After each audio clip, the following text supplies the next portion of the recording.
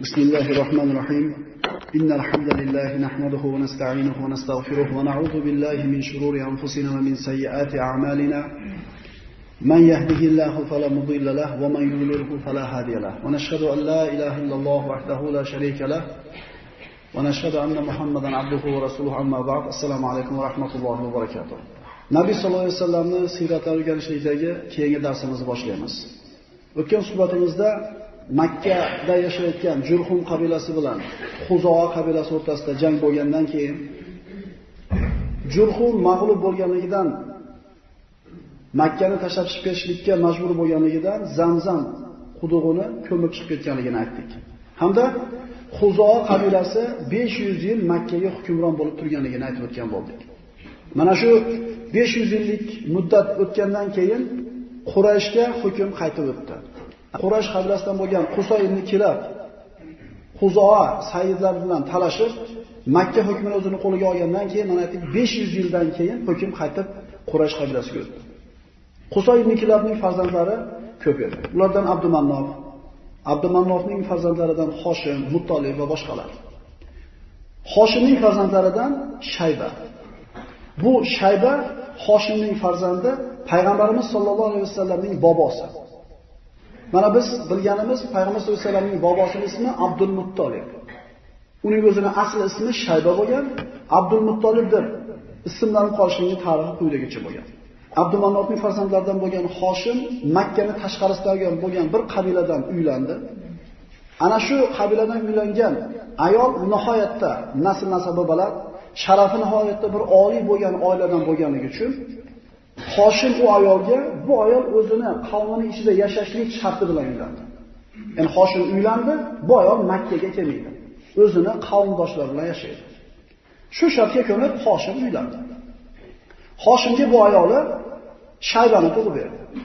Shayba tabiiy ana shu nikohdagi shartga ko'ra onasi bilan birga yashadi.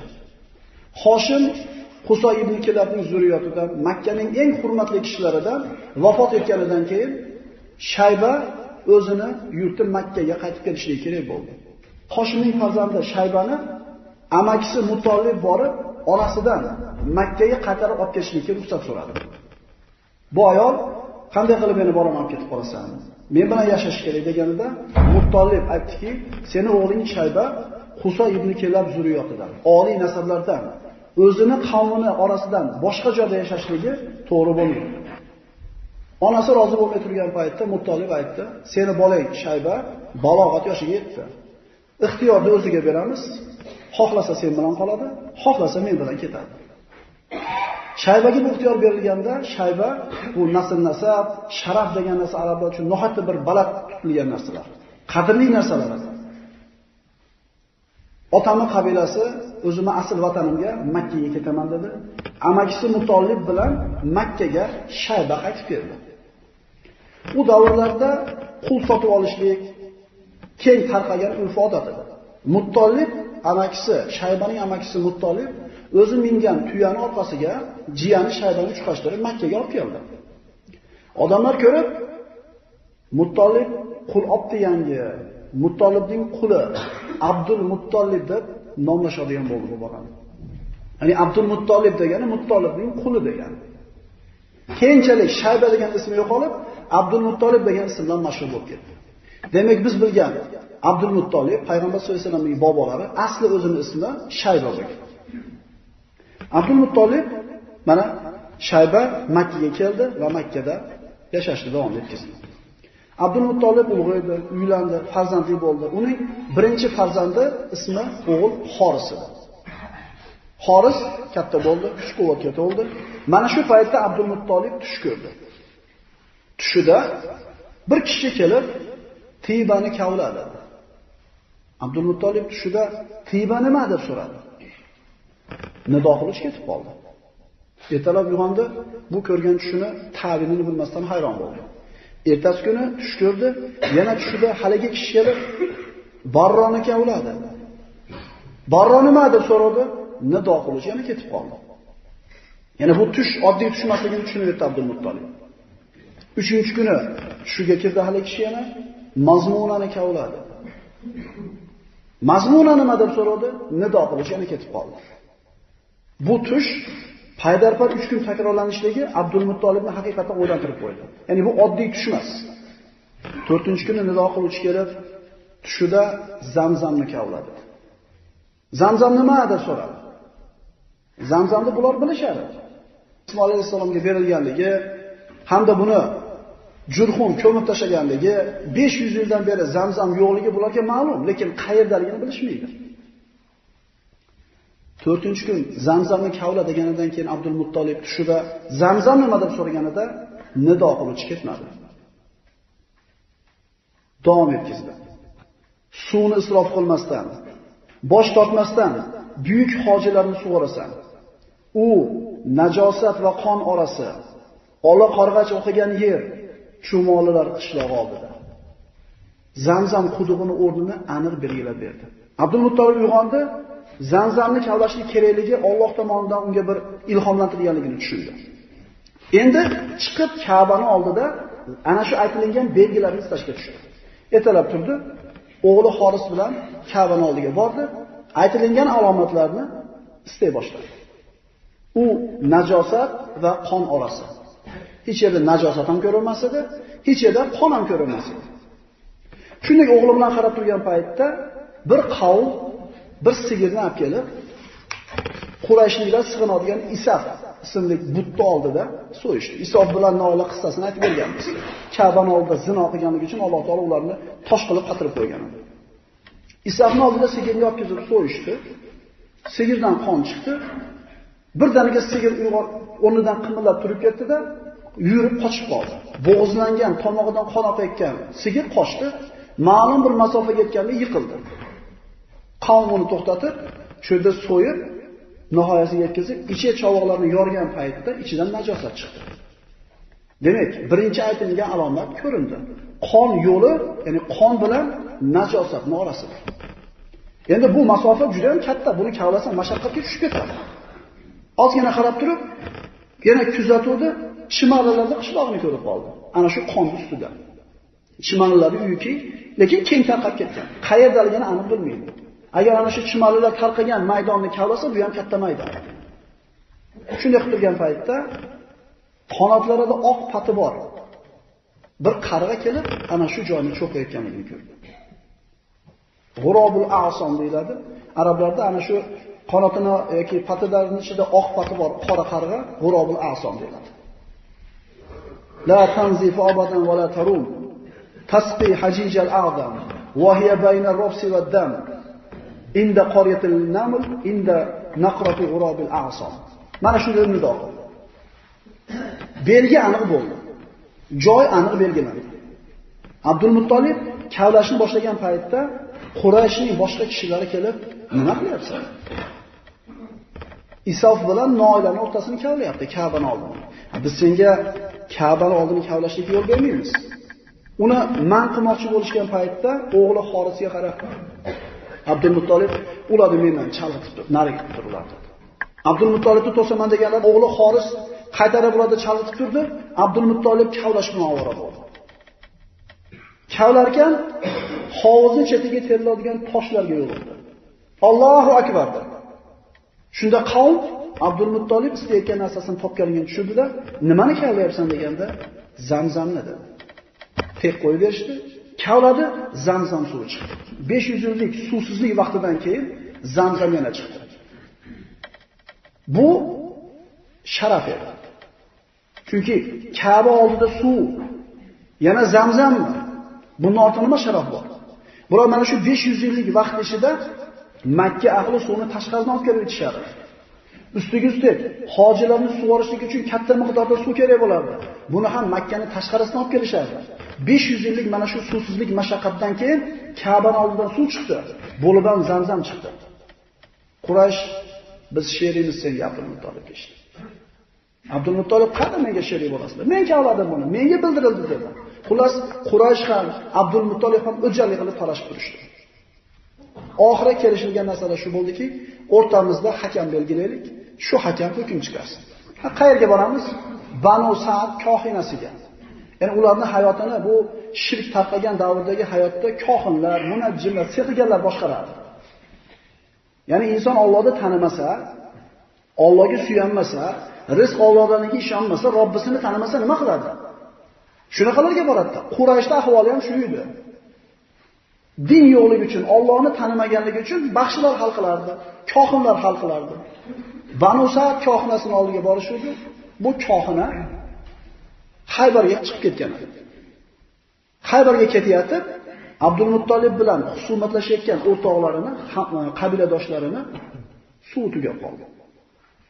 Sahro, issiq, suv yo'q, o'lishligi aniq bo'lib qoldi. To'xtashdi. O'lishlariga aqli yetganidan keyin nima qilamiz endi? Ishlar bittasi aytdiki, ularning orasidan kelinglar. Endi modomiki o'lishimiz haq ekan, o'zimizga qabr kavlab qo'yaylik bo'lmasa. O'lganda tirik qolgan ko'maveradi. Hammamiz ko'milmay qolib ketgandan ko'ra oxirida bitta odam qoladi. Qabrni kavlashdi. Sahro, suv yo'q, o'lishligini kutib o'tirishibdi. Shuni Abdul Muttolib, "Vallohi bu fikr emas" dedi. "Bu to'g'ri fikr emas. Vallohi bu ojizlik. Kelinglar yana bir marta istab ko'raylik suvni." Dedi-da, o'rnidan turdi. Tuyasini o'rnidan qimirlatganda tuya qattiqroq oyog'i bilan yerni urganida hali joyda nam paydo bo'ldi. Ozgina ochuvdi, suv ko'rindi. Suvni ishda qarab turdi, yana chiqdi. Sheriklarni o'sha suv bilan sug'ordi Abdul Muttolib. Suvni ishib, idishlarga quyib tirik qolishganidan keyin Quraysh aytdiki, suhbatlashayotgan kishilar, Allohga qasamki, suvsiz bu sahroda senga bu suvni chiqarib bergan Alloh Zamzamni ham o'zi beribdi senga. Suv senga dedi. Zamzamni Abdul Muttolibga endi ular o'zlari berishdi, hech kim undan qolishmaydi. Shunday qilib Siqoya, Zamzam hovuzi, qudug'i Abdul Muttolibning qo'liga o'tdi. Abdul Muttolib farzandlari ko'paydi. Uni jami farzandlarini adadi 10 o'g'il, 6 qizi. Payg'ambarimiz sollallohu alayhi vasallam payg'ambar bo'lgunga qadar yashab o'tgan amakilari 5 deydi. Payg'ambar bo'lgandan keyin tirik turgan amakilari 4 deydi. Payg'ambarimizga vahiy kelguchi yashagan amakilari Xoris, Hijr, Muqaddam, Ziror, Zubayr. Payg'ambarimizga vahiy kelgandan keyin tirik bo'lgan amakilari Abbos, Hamza, Abu Talib, uning ismi Abdumannov bo'lgan, Abu Lahab, uning ismi Abdul Uzzo bo'lgan. Mana shu 4 ta amakisi tirik bo'lgan. Bu amakilardan ikkitasi islomni qabul qildi. Hamza va Abbos. Ikkita amakisi kufrda turdi, Abu Talib va Abu Lahab. Payg'ambar sollallohu alayhi vasallamning ammalari Sofiya, Ummu Hakim, Arwa, Barra, Otika va Umayma. Abdul Muttolib Zamzam qudug'ini kavlayotgan paytda Quraysh uni man qilmoqchi bo'ldi. Mana aytdik. Shunda bir dona o'g'li borligidan o'zini zaif his qildi. Agar o'g'il farzandlari ko'p bo'lganida uni himoya qiladiganlarning soni ko'p bo'lardi. Shunda bir ojizlikni his qilib aytdiki, agar Alloh menga 10 ta farzand bersa, bittasini qurbonlik qilaman. Allohga shukrona qilib, o'zimni azizligimni izhor qilib, bitta o'g'limni so'yaman dedi. 10-o'g'il bo'lib Abdulloh tug'ildi. Payg'ambar sollallohu alayhi vasallam 9 ta amakisi va o'zining otasi Abdulloh bilan Abdul Muttolibning o'g'li 10 ta bo'ldi. Bu odamlar mana Payg'ambar sollallohu alayhi vasallam payg'ambar bo'lgunga qadar arablarning tarixini mana 7 darsdan beri o'qib gaplashyapmiz. Nima uchun? Vahiy kelganda ular biri qabul qildi, biri qabul qilmadi. Qabul qilgani mahkam turdi, qabul qilmagani ham mahkam turdi dushmanlikda. Toki arablarning tabiatini bilib qo'yaylik, qanaqa insonlar bo'lgan bular. Nazarda ko'ring, 10 ta o'g'illi bo'lsa, bittasini so'yaman deyapti. Ha endi jahl usta aytib qo'ygan bo'lsa kerak-da. Keyin qanday so'yadi deymiz. Bular gapida turgan xalq bo'lgan. Shuning uchun Abu Jahlga payg'ambarimiz sollallohu alayhi vasallam bitta kalima aytib qo'y. La ilaha illalloh kalimasini aytib qo'y, najotga yetishasan desa, ey Muhammad, 10 ta kalima ayt boshqa. Qaytaraman, lekin buni qaytarmayman dedi. Nimaga? Chunki iloh kalimasini yaxshi tushunardi bular. Agar bu kalimani aytib qo'ysa, hayotini tubdan o'zgartirish kerak. Bular gapirgandan keyin javob bergan. Aytib qo'yar ekan, bir gap bo'lar bo'lmagan. Abdul Muttolib gapiga javob bera olgan arablardan. 10 ta bo'ldi bolasi. Abdulloh ham ko'zga ko'rinadigan bo'lib ulg'ayib qoldi. Nazriga vafo qilishga vaqti keldi. Ka'bani oldida o'tirgan kohinga borib, men mana bunday nazr qilganman. Sen Qur'a tashlab, ana shu 10 ta farzandimdan bittasini tanlab ber, men uni so'yaman. Qur'alarni yozishlarni yozdi, tashayapti. Abdul Muttolib duo qilyapti. Parvardigor, Abdullohdan boshqa xasnisiga tushsa mayli, faqat Abdullohga tushmasin. Chunki kenjasi eng yaxshi ko'rgan farzandi. Deb turuvdi, birinchi bo'libcha kimga tushdi? Abdullohga tushdi. Bular aytdik, erkak bo'lgan, gapida turgan bo'lar. Abdullohni yetalab so'ygan olib chiqib ketyapti. Qo'lida pichoq, Abdullohni so'ygan olib chiqib ketyapti. Quraysh, "Ey Abdul Muttolib, nima qilmoqchisan?" "Ha, men nazr qilganman, so'yman, tamom, gap tugadi, gap so'ydi." "Ey, to'xta, so'yma, yo'q, so'yaman." Tortdi, Abdullohni shilib qo'ydi boshini. Abdullohni Ashaj deyiladi. Tilib qo'ydi pichoq bilan. "Ey Abdul Muttolib, bunday qilmagin. Agar sen so'ysang, arablarda sunnat bo'lib qolmasin bu ish. 10 o'g'il ko'rgan bittasini so'yishga to'g'ri kelmasin. Qo'y, unday qilma dedi. Men nazr qilganman, so'yaman dedi. Mushkulani qanday hal qilamiz? Yana kohinga boramiz. Yana u Banu Sa'd kohinasiga borishdi. Borib turib dardini aytishdi. Bu so'yamandan nazr qilgan, biz so'ydirmaymiz deyapmiz, nima qilaylik? Kohin aytdiki, oranglarda bitta odam ikkinchi odam o'ldirsa, diyasiga qancha to'laydi dedi? 10 ta tuya. Abdulloh bilan 10 ta tuya o'rtasida Qur'a tashlaylar. Tuyani Qur'asi cheki tushsa, tuyani so'ylar, Abdulloh omon qoladi. Agar Abdullohniki tushsa, 10 ta tuyani ajratinglar, yana tashlaylar tuya bilan Abdulloh o'rtasida Qur'ani. Abdulloh tushsa yana 10 ta tuyani qo'shinglar, xullas, to Abdulloh qutulgunga qadar chekib tashlaydi. Qaytib kelishdi. 10 ta tuya bilan Abdulloh o'rtasida chek tashashdi. Birinchi marta olishganida Abdullohning cheki tushdi. 10 ta tuyani ajratishdi, qaytadan olishdi. Yana Abdullohniki tushdi. Shunday qilib 10 marta Abdullohning cheki tushdi. 100 ta tuya to'plandi. 100 ta tuya jamlandi. 11-marta olishganida tuyani cheki chiqdi. Abdul Muttolib hisobpas boshqatdan dedi. 12-marta oluvdi, tuyaniki chiqdi. 13-marta olganda tuyaniki chiqqandan keyin 10 marta Abdullohning cheki, 3 marta tuyani cheki chiqqandan keyin bo'ldi, roziman dedi. 100 ta qurbonlik tuya so'yilib, Abdulloh tirik qoldi. Payg'ambar sollallohu alayhi vasallam aytadilar, "Ana Ibnul Fabihayn, men ikkita qurbonlikka atalgan kishining farzandiman. Birinchisi bobolari Ismoil alayhissalom qurbonlikka olib chiqib so'yilib, o'rniga qo'chqor so'yilgan, so'yilmasdan. Ikkinchisi o'zini otalari Abdulloh ibn Abdul Muttolib 100 ta tuya badal evaz berilib, Abdulloh tirik qoldi. Demak, shunday qilib payg'ambarimiz sollallohu alayhi vasallam otalari Abdulloh tirik qoldi. Abdulloh ulg'aygach, Abdul Muttolib uni uylantirdi. Makkadan uylantirmadi. Madinaga, ya'ni u paytda Yasrib deyilardi. Yasribga olib borib, Vahibning qizi Ominaga uylantirdi. Bu Vahib ham Qusay ibn Kilabning zurriyotlariga borib taqalar edi. Ominaning onasi esa mana Madinalik, Yasribdan edi. Demak, payg'ambarimizning sollallohu alayhi vasallam onalari ham Ismoil alayhisalomning sulolasidan, oliy nasab kishilardan edi. Chunki payg'ambar sollallohu alayhi vasallamning nasl nasabiga hech qanday ta'na alomat bo'lishi mumkin emas. Yasribda uyladi, Makkaga olib keldi. Omina payg'ambar sollallohu alayhi vasallamga homiladorligi 2 oy bo'lgan kunda otasi Abdulloh vafot etdi. Payg'ambarimiz sollallohu alayhi vasallam hali tug'ilmasdan turib yetim bo'ldi. Hali onasining qornida turganda otasidan ayrildi. Payg'ambarimiz ota degan so'zni gapirmagan. Omina Nabiy sollallohu alayhi vasallamga homilador bo'lib turar ekan, tug'ishligidan avval tush ko'rdi. Avvalambor Ominani homilador bo'lishligi boshqa ayollarni homilador bo'lishidan farqli bo'ldi. Homilador ayollar chekadigan mashaqqat, qiyinchilik, og'ir alamlarni birortasini sezmadi. Nihoyatda yengil bo'ldi homilasi. Tug'ishligi ham xuddi shunday bo'ldi. Hech qanday bir mashaqqatsiz, mehnatsiz.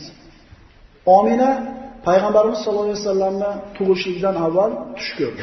Tushida bir o'g'il tug'ishini ko'rdi. Va bu bola bilan birga butun dunyoni, mag'rib va mashriqni yoritadigan bir nur chiqqanligini ko'rdi. Hamda tushida Omina o'zi mushrik bo'lganiga qaramasdan, ular mushrik bo'lgan. Quyidagi duoni o'qiring. U'iduhu billahil vahid min sharri kulli hasid. Mazmuni mushrik bo'lgan holatda aytayotgan duosi shuda. Yagona bo'lgan Allohdan uni har qanday hasadgo'yning yomonligidan panoh berishini so'rayman. Ya'ni mushrik o'zi.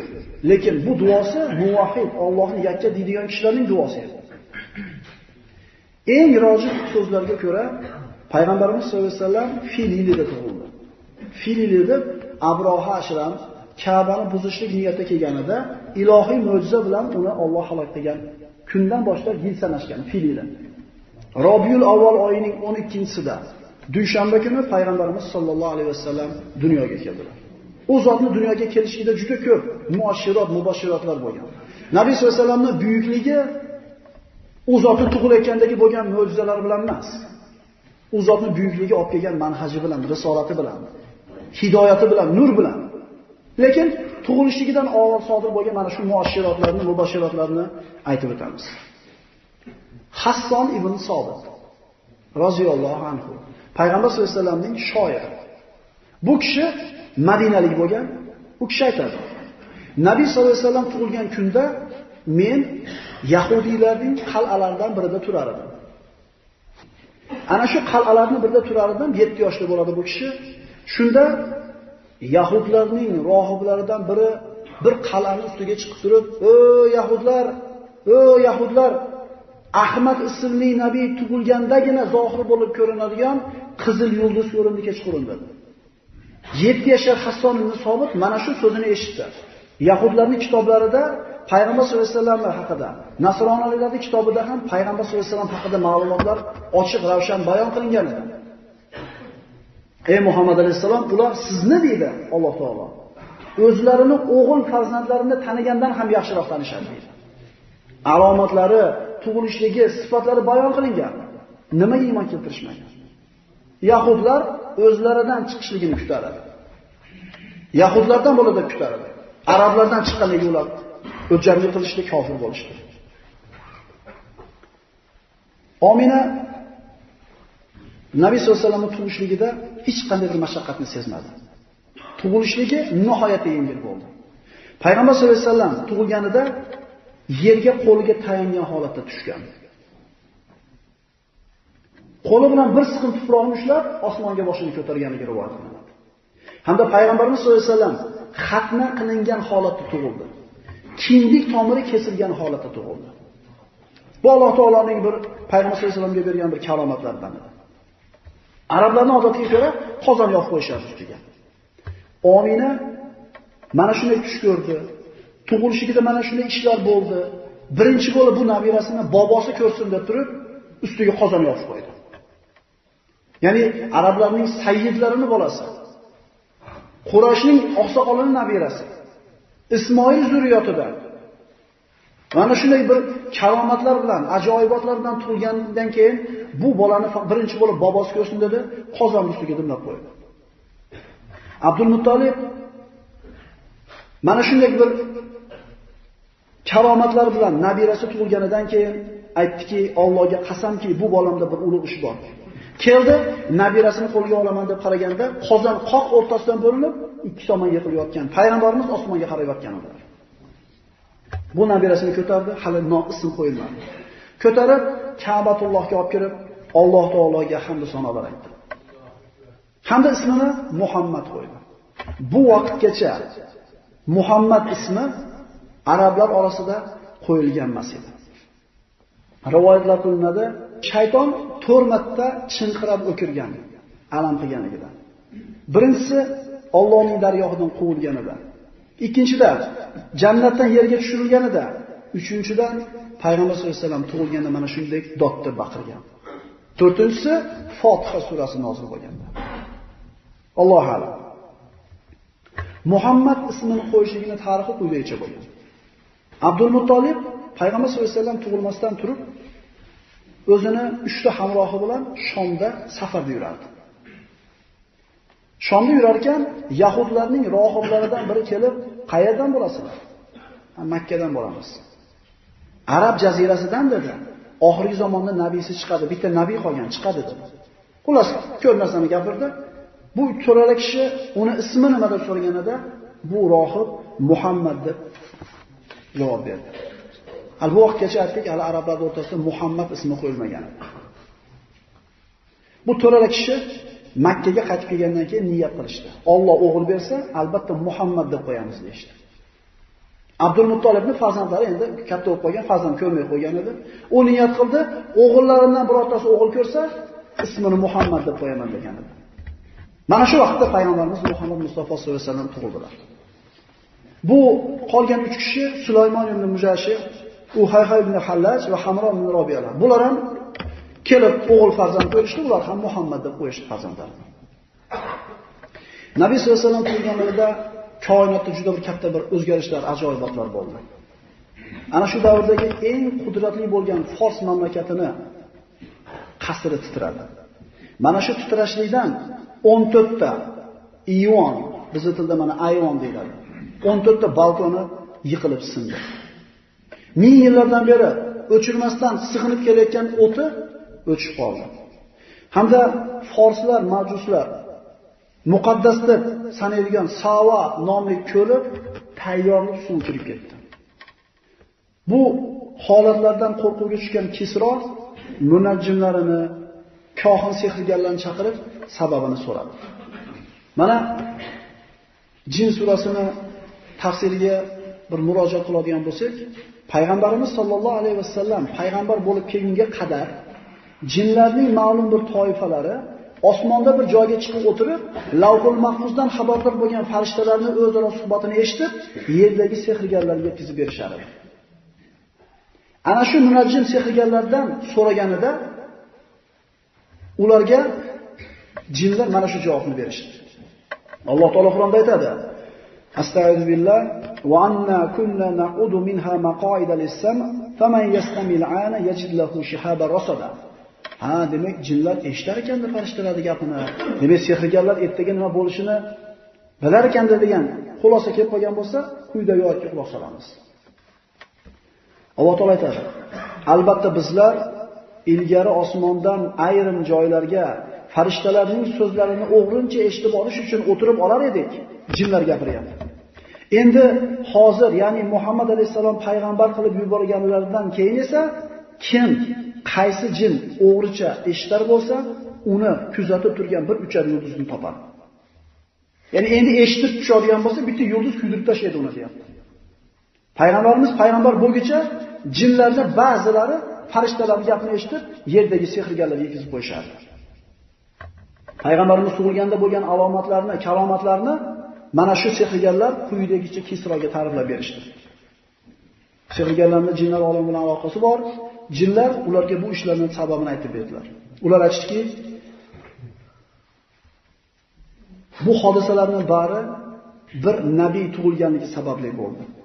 Yiqilgan 14 ta ayvon balkonga kelsak, buni bu yog'iga Fors podshohlaridan 14 tasi qoladi.